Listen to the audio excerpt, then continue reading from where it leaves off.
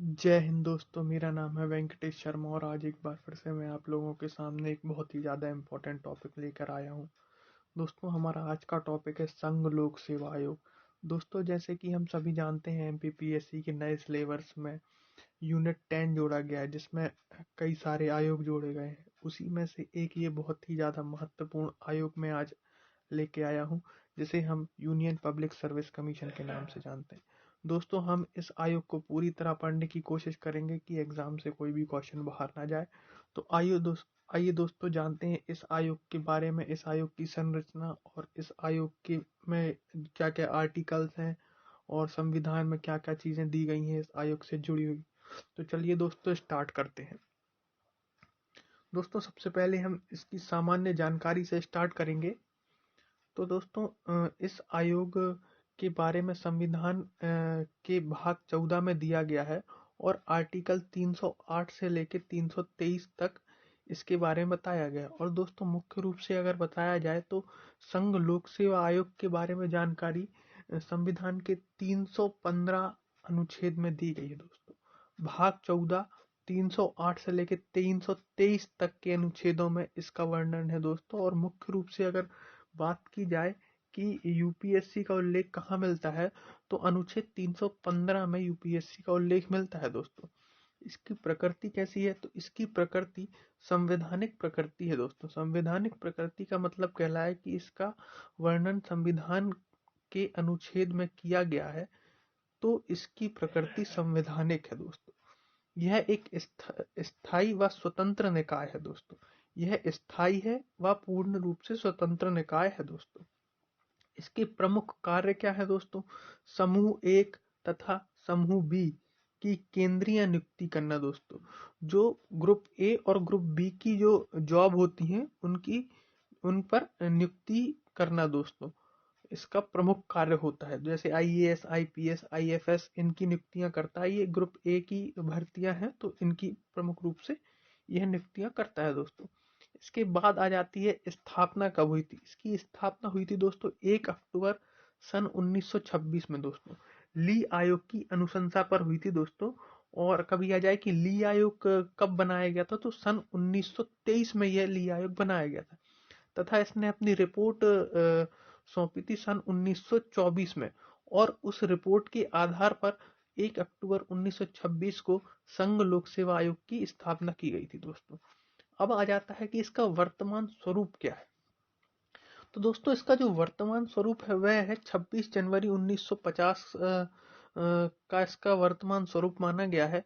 और जो भारत शासन अधिनियम आया था 1935, उस आधार पर इसका वर्तमान स्वरूप बनाया गया है दोस्तों। यह भी थोड़ा सा इम्पोर्टेंट है। इसके बाद आ जाता है इसका मुख्यालय कहाँ पर है। इसका मुख्यालय है दोस्तों धौलपुर घर, शाहजहां रोड, नई दिल्ली में। कहाँ पर है दोस्तों? धौलपुर घर, शाहजहां रोड, नई दिल्ली में इसका मुख्यालय है।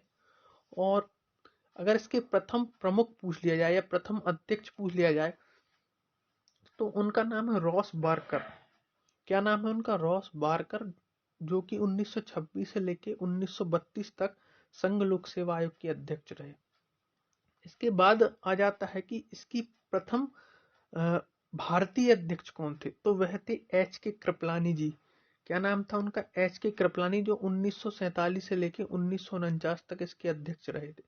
इसके बाद आ जाता है यूपीएससी की प्रथम महिला अध्यक्ष कौन थी। मोस्ट इंपॉर्टेंट है, आ सकता है इस बार अपना क्वेश्चन, तो याद रखिएगा। रॉस मिलियन मैथ्यू जी इसकी प्रथम महिला अध्यक्ष थी, जो कि 1992 से लेकर 1996 तक इसकी अध्यक्ष रही थी। प्रेजेंट टाइम पर इसका अध्यक्ष कौन है, तो मोस्ट इंपॉर्टेंट है, प्रदीप कुमार जोशी जी इसके प्रेजेंट टाइम पर अध्यक्ष है। और इसकी सदस्य संख्या रहती है कुल 10 सदस्य रहते हैं इसमें तथा एक अध्यक्ष रहता है। तो कुल अगर अध्यक्ष को जोड़कर पूछा जाए तो 11 रहती है तथा अध्यक्ष को हटाकर कुल सदस्य संख्या रहती है 10। चलिए दोस्तों, सामान्य जानकारी अपनी कंप्लीट होती है। अब आगे बढ़ते हैं अपन। तो दोस्तों, सामान्य जानकारी के बाद हम आगे बढ़ते हैं। जैसे कि मैंने बताया कि भाग 14 में इसका उल्लेख दिया गया है और अनुच्छेद 308 से लेकर 323 तक में इसकी बात की गई है। दोस्तों, इन अनुच्छेदों को दो भागों में बांटा गया है प्रमुख रूप से। एक आता है अध्याय 1 और अध्याय 2। दोस्तों अध्याय 1 में सर्विसेज की बात की गई है, सेवाओं की बात की गई है, और अध्याय 2 में लोक सेवा आयोग की बात की गई। दोस्तों हमारे लिए जो प्रमुख रूप से पढ़ना है वह पढ़ना है 315 से लेकर 323 आर्टिकल तक। पर दोस्तों जो अध्याय 1 है उसमें एक आर्टिकल इंपॉर्टेंट है जो कि है 312। 312 में अखिल भारतीय सेवाओं के बारे में बताया गया है, तो यह आर्टिकल हमारे लिए पढ़ना इंपॉर्टेंट है। तो पहले हम दोस्तों 312 के बारे में जानेंगे, उसके बाद हम 315 से लेकर 323 तक के आर्टिकल्स पढ़ेंगे। तो आइए दोस्तों आगे बढ़ते हैं। तो दोस्तों हमारा जो 312वां अनुच्छेद है, इसमें मैंने बताया था कि अखिल भारतीय सेवाओं के बारे में दिया गया है। अब दोस्तों हम जानते हैं कि 312 के सब क्लॉज 1 में क्या दिया गया है। इसमें दोस्तों कहा गया है कि संसद राज्यसभा में उपस्थित तथा मत देने वालों के 2/3 बहुमत द्वारा अखिल भारतीय सेवाओं का गठन करेगी। दोस्तों इसमें यह बताया गया है कि नई अखिल भारतीय सेवा, नई कोई जो सेवाएं हैं, जैसे कि 1966 में वन सेवा बनाई गई थी, उसी प्रकार की अगर कोई नई सेवा बनाना हो, जैसे जुडिशियल सेवा बनाना हो, है ना, ऐसी कोई नई सेवा बनाना हो, तो उसमें प्रमुख रूप से जो रोल है वो राज्यसभा का रहेगा। मतलब कहने का मतलब ये है कि राज्यसभा में उपस्थित रहने वाले व्यक्तियों का 2/3 बहुमत से जब बिल पास होगा, उसके बाद ही संसद कोई अखिल भारतीय सेवा बना पाएगी दोस्तों। और जैसे कि दोस्तों ये लिखा हुआ है कि 1 जुलाई 1966 को भारतीय वन सेवा, इंडियन फॉरेस्ट सर्विस का गठन किया गया था दोस्तों। तो दोस्तों ये इंडियन फॉरेस्ट सर्विस शुरू से नहीं है, यह 1966 में जोड़ी गई थी। राज्यसभा के द्वारा 2/3 बहुमत से बिल पास किया गया था, उसके बाद संसद ने इंडियन फॉरेस्ट सर्विस बनाई थी दोस्तों। तो अगर कभी आ जाए कि नई अखिल भारतीय सेवा का गठन किस अनुच्छेद के तहत किया जाता है, तो 312 के 1 के तहत। और इसमें मुख्य रूप से जो राज्यसभा है वो मुख्य है ना, भूमिका अदा करती है दोस्तों, याद रखिएगा। दोस्तों 312 के 2 में सिर्फ 2 सेवाएं दी गई हैं, भारतीय प्रशासनिक सेवा और भारतीय पुलिस सेवा, है ना। इंडियन एडमिनिस्ट्रेटिव सर्विस और इंडियन पुलिस सर्विस 312 के 2 में दी गई, तथा इंडियन फॉरेस्ट सर्विस बाद में जोड़ी गई है दोस्तों। 312 के सब क्लॉज 3 में एक और सर्विस की बात की गई, इंडियन जुडिशियल सर्विस। दोस्तों इस पर अभी विचार विमर्श चल रहा है, राज्यसभा में 2/3 बहुमत से पास नहीं हुआ है ये बिल, हो सकता है आगे जाके हो जाए। पर अनुच्छेद 312 के सब क्लॉज 3 में भी इसकी बात कही गई है दोस्तों। दोस्तों इसी तरह ये कुछ मैंने एक नोट बनाकर डाला हुआ है, जैसे कि IAS है ना, इंडियन एडमिनिस्ट्रेटिव जो सर्विस है, वह कार्मिक मंत्रालय के अंतर्गत कार्य करती है, और IPS इंडियन पुलिस सर्विस गृह मंत्रालय के अंदर कार्य करती है ना, और IFS पर्यावरण व गृह मंत्रालय, इन दोनों मंत्रालय के अंतर्गत कार्य करती है दोस्तों। इनकी एक नियमावली भी है दोस्तों, जिसे हम अखिल भारतीय सेवा अधिनियम 1951 के रूप से जानते हैं दोस्तों, है ना। इनकी एक नियमावली भी बनाई गई है दोस्तों।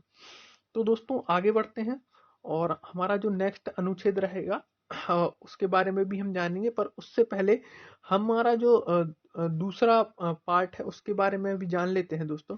जैसे कि अपन अभी 312 अनुच्छेद पढ़ लिया है दोस्तों, इसके बाद हम पढ़ेंगे 315वां अनुच्छेद, जिसमें सेवा लोक सेवा आयोग की स्थापना के बारे में बताया गया दोस्तों। इसके बाद हम पढ़ेंगे 316वां अनुच्छेद, जिसमें नियुक्ति, योग्यता, पदोन्नति व त्याग पत्र के बारे में बताया गया है। इसके बाद हम पढ़ेंगे 317वां अनुच्छेद, जिसमें हटाने की प्रक्रिया बताई गई है दोस्तों। 318वां अनुच्छेद पढ़ेंगे दोस्तों, जिसमें अध्यक्ष व सदस्यों की सेवा शर्तों के बारे में बताया गया है दोस्तों। इसके बाद आएगा दोस्तों 319वां जो अनुच्छेद है, इसमें सदस्य और अध्यक्षों की पुनः नियुक्ति के बारे में डिस्कशन किया गया है। 320 में लोक सेवा आयोग के कार्यों के बारे में बताया गया है दोस्तों। 322 में संचित निधि पर भारित इनके वेतन भत्तों के बारे में बताया गया है दोस्तों। तथा जो हमारा आखिरी अनुच्छेद रहेगा वह रहेगा 323, जिसमें लोक सेवा आयोग की रिपोर्ट के बारे में बताया गया है। तो चलिए दोस्तों स्टार्ट करते हैं अनुच्छेद नंबर 315 से।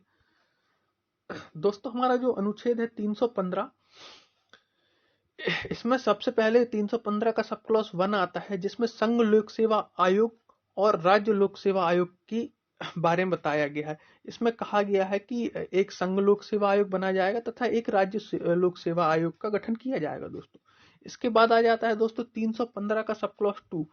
इसमें संयुक्त लोक सेवा आयोग की बात की गई है दोस्तों। दो या दो से अधिक राज्य की विधानमंडल की सहमति से, दो या दो से अधिक राज्य चाहें तो सिफारिश करके संसद से सिफारिश करके एक संयुक्त, है ना, संयुक्त लोक सेवा आयोग, ज्वाइंट पब्लिक सर्विस कमीशन भी बनवा सकते हैं दोस्तों। इसके बाद आ जाता है 315 का 3 उतना इंपॉर्टेंट नहीं था, 4 इंपॉर्टेंट था, तो मैंने लिख दिया है कि राज्यपाल का संघ लोक सेवा आयोग से अनुरोध। अगर राज्यपाल चाहे तो संघ लोक सेवा आयोग से अनुरोध करके कुछ सलाह ले सकता, सलाह मशवरा ले सकता, पर वो बाध्यकारी नहीं होगा। वो राज्यपाल को मानना है नहीं मानना वह उनकी, है ना, मर्जी रहेगी दोस्तों। तो दोस्तों हमारे 315 अनुच्छेद है वो बहुत ही सिंपल, इसमें यूपीएससी, स्टेट पीएससी और ज्वाइंट पीएससी के गठन के बारे में बात कही गई है दोस्तों। चलिए आगे बढ़ते हैं दोस्तों। नेक्स्ट आ जाता है दोस्तों 316वां अनुच्छेद। कौन सा अनुच्छेद? 316। 316 के सब क्लॉज, है ना, 1 में क्या कहा गया कि अध्यक्ष व सदस्यों की नियुक्ति तथा योग्यता के बारे में बताया गया, है ना। इसमें बताया गया यूपीएससी तथा ज्वाइंट पीएससी की जो नियुक्ति है वह राष्ट्रपति द्वारा होगी, है ना, तथा स्टेट पीएससी की सदस्यों और अध्यक्ष की नियुक्ति राज्यपाल के द्वारा होगी दोस्तों। इसमें एलिजिबिलिटी भी बताई गई, इनकी योग्यता भी बताई गई 316 के सब क्लॉज 1 में दोस्तों, कि आधे सदस्यों को भारत तथा राज्य सरकार में, है ना, 10 वर्ष का प्रशासनिक अनुभव होना चाहिए। योग्यता क्या बताई गई है? आधे, जैसे फॉर एग्जाम्पल कुल सदस्य 10 हैं तो 10 में से 5 सदस्यों को, 5 सदस्यों को कम से कम 10 वर्ष का प्रशासनिक अनुभव होना चाहिए भारत सरकार या राज्य सरकार के अंतर्गत। इसकी ये एलिजिबिलिटी है ना, कम से कम 5 सदस्यों को यह अनुभव होना चाहिए। नेक्स्ट बढ़ते हैं दोस्तों 316 के सब क्लॉज ए के सब क्लॉज 1 के सब क्लॉज ए में क्या दिया गया है ना, यह अलग से जोड़ा गया था 316 का सब क्लॉज 1 का सब क्लॉज ए। तो इसमें क्या दिया गया? कार्यकारी अध्यक्ष के बारे में दिया। फॉर एग्जाम्पल कि अध्यक्ष बीमार है या अस्वस्थ है तो उसके जगह पर राष्ट्रपति या राज्यपाल एक कार्यकारी अध्यक्ष बना सकता है ना। उन सदस्यों जो और सदस्य हैं, 10 सदस्य, अन्य 10 सदस्यों में से किसी को चुनकर एक कार्यकारी अध्यक्ष नियुक्त कर सकता है दोस्तों। तो इसके बारे में दिया गया है कि यूपीएससी का कार्यकारी अध्यक्ष वही सेम राष्ट्रपति बनाएगा और स्टेट पीएससी का गवर्नर बनाएगा ना।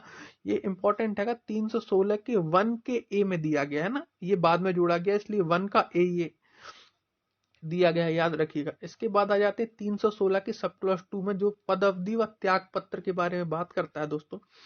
इनकी जो पद अवधि, एक बहुत अच्छी बात है कि सभी की पद अवधि रहेगी 6 वर्ष, है ना दोस्तों, 6 वर्ष रहेगी। बस आयु का थोड़ा सा डिफरेंस है तो वो अपन पढ़ लेते हैं।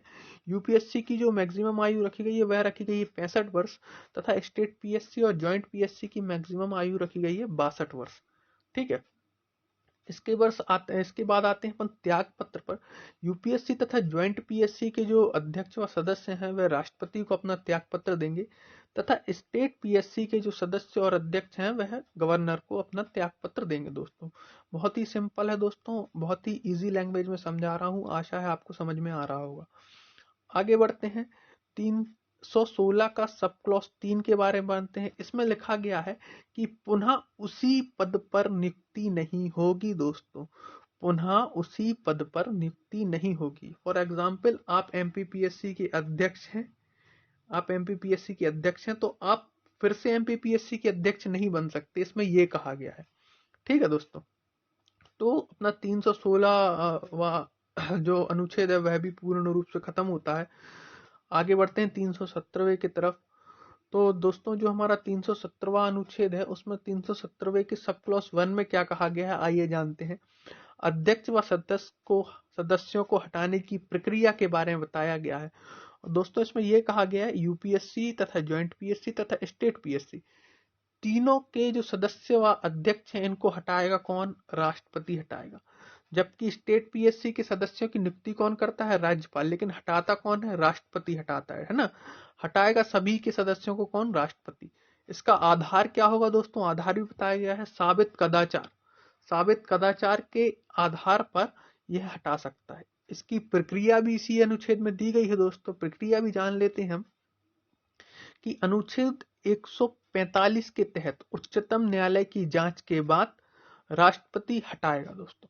और यह जांच के बाद जो इसकी रिपोर्ट आएगी वह राष्ट्रपति के लिए बाध्यकारी होगी। मोस्ट इंपॉर्टेंट दोस्तों, राष्ट्रपति के कहने पर उच्चतम न्यायालय जो हमारा सुप्रीम कोर्ट है वह अनुच्छेद 145 के अंतर्गत जाकर एक जांच समिति गठित करेगा और एक जांच करेगा, और फिर वह जांच समिति जो भी रिपोर्ट देगी वह राष्ट्रपति के ऊपर बाध्यकारी रहेगी दोस्तों। मोस्ट इंपॉर्टेंट है, तो ध्यान रखिएगा दोस्तों कि जांच के बाद साबित कदाचार के आधार पर राष्ट्रपति इन्हें हटा सकता है दोस्तों।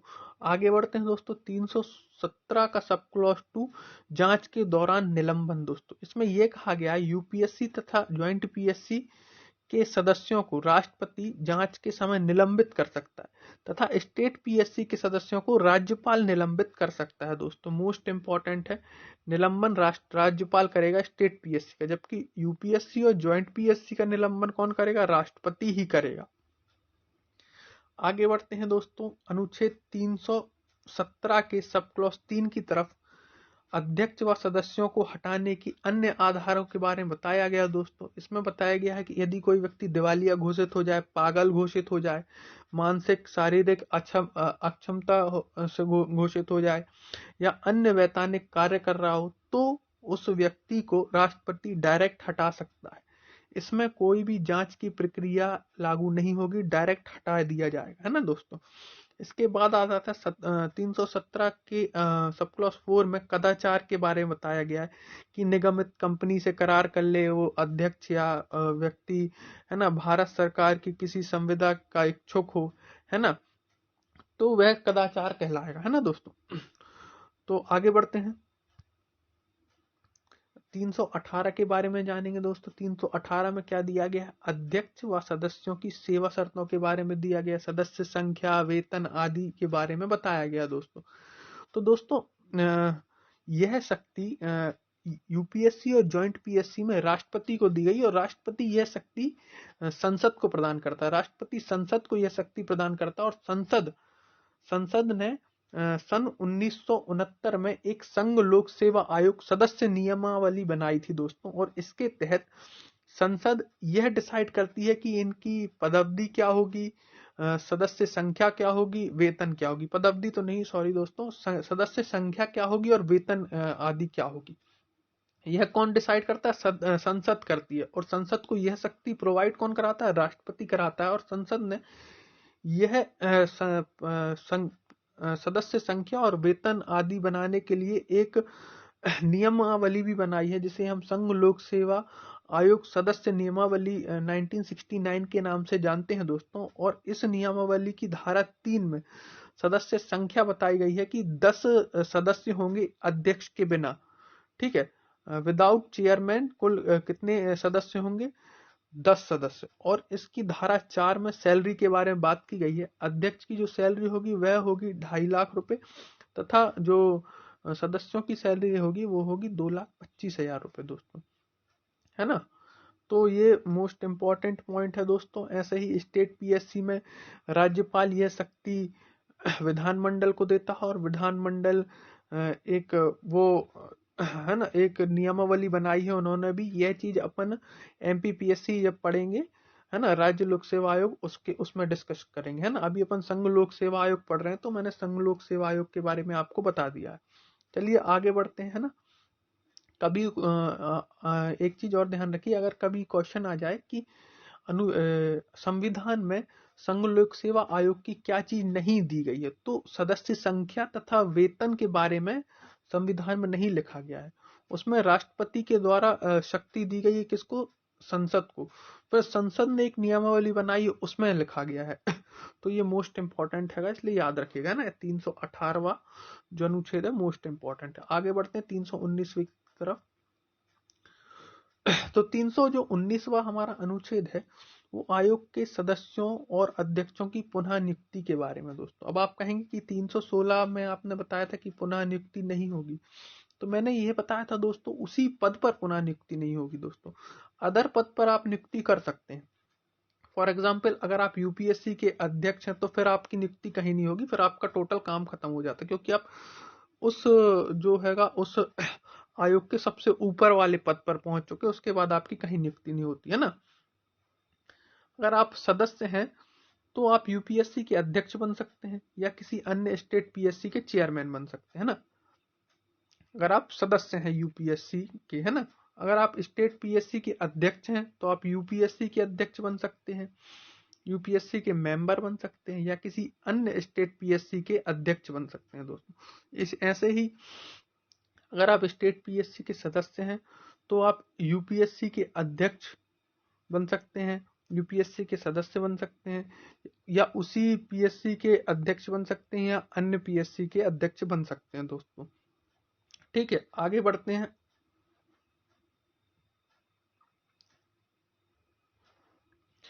आगे बढ़ते हैं दोस्तों। हमारा जो अगला अनुच्छेद है वह है 320। दोस्तों अनुच्छेद 320 के अंदर दिया गया है लोक सेवा आयोग के कार्यों के बारे में। दोस्तों इनके कार्य बताए गए हैं।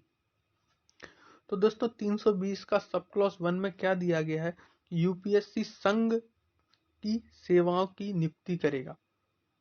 क्या दिया गया है, यूनियन सर्विस अपॉइंटमेंट्स के बारे में, आईएएस आईपीएस है ना, आईएफएस, इनकी नियुक्ति करेगा। ऐसा ही स्टेट पीएससी स्टेट सर्विस की अपॉइंटमेंट्स करेगा, 320 के 1 में दिया गया है। 320 के सब क्लॉज 2 में क्या दिया गया है कि यूपीएससी राज्यों की संयुक्त सेवाओं की नियुक्ति में सहायता करेगा। स्टेट पीएससी की जो नियुक्तियां हैं उसमें यूपीएससी मदद कर सकता है, इसमें यह बताया गया।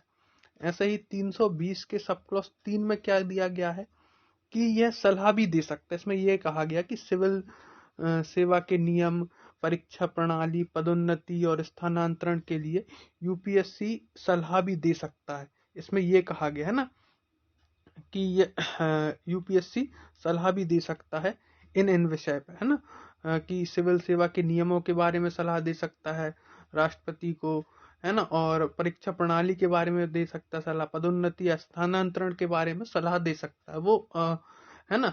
इसके बाद 320 के 5 में क्या दिया गया है कि राष्ट्रपति राज्यपाल द्वारा बनाए गए नियम 14 दिन के भीतर विधायिका की समक्ष रखे जाएंगे। यह बताया गया कि जो भी नियम राष्ट्रपति या राज्यपाल द्वारा बनाए जाएंगे वह 14 दिन के अंदर विधायिका में प्रस्तुत किए जाएंगे। 320 के सब क्लॉज 5 में दिया गया है दोस्तों। तो बहुत ही इजी है 320, है ना। लोक सेवा आयोग के कार्यों के बारे में बताया गया है कि वो है ना स्टेट सर्विस अपॉइंटमेंट कैसे करेगा, है ना, और यूनियन सर्विस अपॉइंटमेंट्स करेंगे वो, है ना, वो सलाह दे सकते हैं, है ना, और इसके अलावा वो यूपीएससी स्टेट सर्विस को मदद कर सकता है ना, नियुक्ति निकालने के लिए, है ना, और भी चीजों के लिए, है ना, सलाह दे सकता है वो। तथा जो भी यह नियम बनाएंगे राज्यपाल और राष्ट्रपति, वह 14 दिन के अंदर विधायिका में प्रस्तुत करने होंगे इन्हें। तो आगे जाके पढ़ते हैं अपन 321 की तरफ चलते हैं दोस्तों। अनुच्छेद 321 में क्या दिया गया है जानते हैं कि लोक सेवा आयोग के कार्यों के विस्तार के बारे में बताया गया दोस्तों। इसमें यह बताया गया है कि यूपीएससी के कार्य का विस्तार संसद करेगी तथा स्टेट पीएससी के कार्यों का विस्तार राज्य विधानमंडल करेगी। अब कार्यों का विस्तार कैसे होगा दोस्तों? फॉर एग्जाम्पल अभी यूपीएससी सिर्फ आईएएस आईपीएस और आईएफएस के एग्जाम्स ले रही है। अब उन्हें संसद चाहती है कि रेलवे का एग्जाम भी यूपीएससी ले, तो वो विस्तार कहलाएगा, कार्यों का विस्तार। उन्होंने एक और एग्जाम दे दिया तो उसका कार्य का विस्तार हो गया। तो इस टाइप के विस्तार यूपीएससी का कौन करेगा? पार्लियामेंट करेगी, संसद करेगी। ऐसे ही स्टेट पीएससी का कार्यों का विस्तार कौन करेगी? राज्य विधानमंडल करेगी।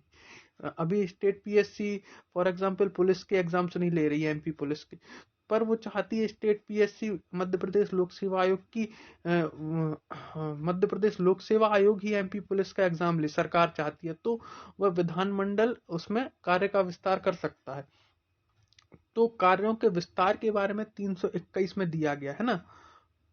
तो यूपीएससी का कार्य का विस्तार संसद करेगी तथा स्टेट पीएससी का राज्य विधानमंडल करेगी।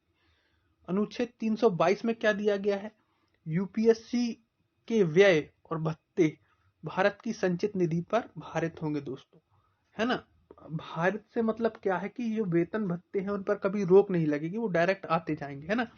जो व्यय है, उनके खर्च हैं, वेतन भत्ते वगैरह, वो डायरेक्ट भारत की संचित निधि से आएंगे। ऐसा ही दोस्तों स्टेट पीएससी के व्यय और भत्ते, वेतन भत्ते वगैरह वो राज्य की संचित निधि पर भारित होंगे, है ना। कभी रोक नहीं लगेगी उन पर, डायरेक्ट आते जाएंगे उनके वेतन भत्ते डायरेक्ट राज्य की संचित निधि से। 322 में ये दिया गया है कि वेतन भत्ते, व्यय वगैरह हैं, उनके जो खर्चे हैं वो संचित निधि पर भारित होंगे। हमारा जो आखिरी अनुच्छेद है दोस्तों वह भी बहुत ज्यादा महत्वपूर्ण है। वह है लोक सेवा आयोग की रिपोर्टों के बारे में। इसमें यह बताया गया कि यूपीएससी अपनी रिपोर्ट राष्ट्रपति को सौंपेगी तथा राष्ट्रपति प्रतिवर्ष वह रिपोर्ट संसद के सामने प्रस्तुत करेगा। इसी तरह स्टेट पीएससी अपनी जो रिपोर्ट है वह गवर्नर को देगी, राज्यपाल को देगी तथा राज्यपाल प्रतिवर्ष यह रिपोर्ट राज्य विधानमंडल के सामने प्रस्तुत करेगा दोस्तों। तो दोस्तों हमारे ये जो मुख्य मुख्य अनुच्छेद थे और उनके बारे में जो मुख्य पॉइंट थे जिनसे क्वेश्चन बनते ही है, उसके बारे में हमने जानकारी ले ली है दोस्तों। आगे पढ़ते हैं, जो हमारे अन्य तथ्य हैं उसके बारे में भी जान लेते हैं दोस्तों। जैसे कि दोस्तों इसमें कहा गया है सेवाओं का वर्गीकरण, वेतन या सेवाओं की स्थिति, कैडर प्रबंधन, प्रशिक्षण आदि से इसका कोई संबंध नहीं है। इस तरह के मुद्दे कार्मिक व प्रशिक्षण विभाग देखेगा। इसमें यह बोला गया दोस्तों कि सेवाओं का वर्गीकरण, वेतन या सेवाओं की स्थिति, कैडर प्रबंधन, प्रशिक्षण, ट्रेनिंग वगैरह, प्रशिक्षण मतलब ट्रेनिंग, कैडर प्रबंधन की आईएएस को कौन सा कैडर देना चाहिए, कौन से राज्य में भेजना चाहिए, यह सब कौन देखेगा, कार्मिक व प्रशिक्षण विभाग देखेगा, ना कि संघ लोक सेवा आयोग देखेगा। इसमें यह बताया गया दोस्तों। के बाद सेकंड पॉइंट क्या है, संघ लोक सेवा आयोग द्वारा दिए गए सुझाव सलाहकारी प्रवृत्ति के हित के होते हैं। यह केंद्र सरकार पर निर्भर है कि यह सुझावों पर अमल करे या खारिज करे। सरकार ऐसे नियम बना सकती है दोस्तों। इसमें यह बताया गया कि संघ लोक सेवा आयोग के जो सुझाव है वे बाध्यकारी नहीं होते हैं, है ना। यह केंद्र सरकार पर डिपेंड करता है कि वह मान रही है या नहीं मान रही है, वह सलाहकारी प्रवृत्ति के सुझाव होते हैं दोस्तों। इसके बाद थर्ड पॉइंट आता है कि संघ लोक सेवा आयोग संग्रहालय के बारे में बताया गया कि दिल्ली के धौलपुर में संघ लोक सेवा आयोग का संग्रहालय बनाया गया है दोस्तों। इसके बाद चौथा पॉइंट है संघ लोक सेवा आयोग सिविल न्यायालय की शक्ति धारण करता है दोस्तों, तथा देश के किसी भी नागरिक को समन जारी कर सकता है तथा किसी भी विभाग से रिपोर्ट भी मंगवा सकता है दोस्तों। इसमें यह बताया गया कि संघ लोक सेवा आयोग के पास सिविल न्यायालय की शक्तियां प्राप्त हैं और किसी भी व्यक्ति को समन जारी कर कर बुला सकता है, उससे पूछताछ कर सकता है तथा किसी भी कंपनी हो गई या किसी भी विभाग से यह रिपोर्ट मंगवा सकता है। इसके पास खाली सिविल न्यायालय की शक्तियां हैं, है ना। तो यह किसी को सजा वगैरह नहीं दे सकता दोस्तों, है ना। खाली ये सिविल न्यायालय की शक्तियां हैं इसके पास। तो यह जानकारी बस प्राप्त कर सकता है, ना कि सजा दे सकता है ना, क्योंकि इसके पास क्रिमिनल कोर्ट की शक्तियां प्राप्त नहीं है। तो दोस्तों ये था हमारा आज का एक छोटा सा टॉपिक जिसे हम संघ लोक सेवा आयोग के नाम से जानते हैं, और आशा है इसको हमने पूरा कवर करने की कोशिश किया है दोस्तों। अच्छा लगा हो तो लाइक और शेयर करना ना भूलें दोस्तों। जय हिंद, जय भारत दोस्तों। पढ़ते रहिए दोस्तों और सफलता आपको जरूर मिलेगी, और आगे ही हम ऐसे ही टॉपिक लाते जाएंगे और पूरे आयोग कवर करने की, है ना, कोशिश करेंगे अपन। और तो आज के लिए इतना ही। जय हिंद, जय भारत दोस्तों।